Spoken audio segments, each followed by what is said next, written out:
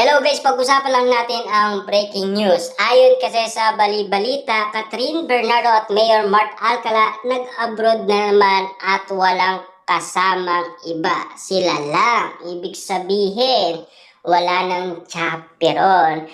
At sila lang dalawa. Kaya nga naman kasi pinagdududaan na sina Catherine Bernardo at Mayor Mart Alcala. Kahit tahimik sila dahil ayaw nilang magsalitang sila na or anuman ang namamagitan sa kanilang relasyon, 'di ba?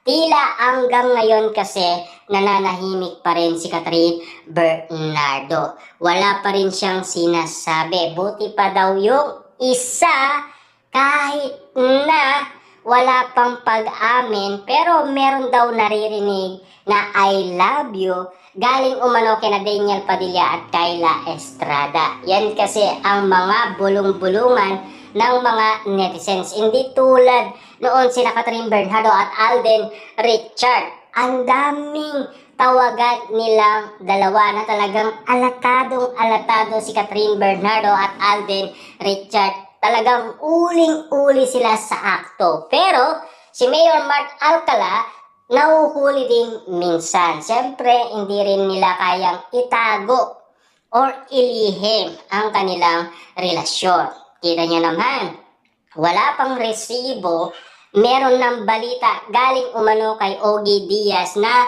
magjowa sina Catherine Bernardo at Mayor Mart Alcala. Kitang-kita nyo naman siguro. Ang mga bagay na nakarating na bali-balitang yan ay galing mismo kay Ogie Diaz. Alam na alam niya na talagang merong relasyon umano sina Catherine Bernardo at Mayor Mart Alcala. Paano nga naman kasi?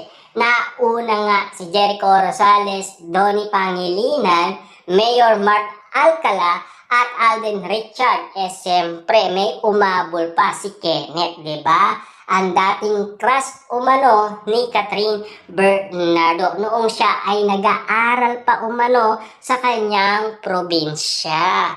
Nang dahil nga naman kasi naging artista siya, lumipat sila sa Manila dahil nga naman kasi nahihirapan sila. At least, nauunawaan naman ng karamihan kung bakit nga naman pinagdududaan sila. At least doon pa lang nalalaman na nila na talagang merong something umano kina Mayor Mart Alcala at Catherine Bernardo na talagang magjowa sila dahil ang mga kinikilos nila kakaiba na talagang mapapansin mo na lang na may something talaga sa dalawa.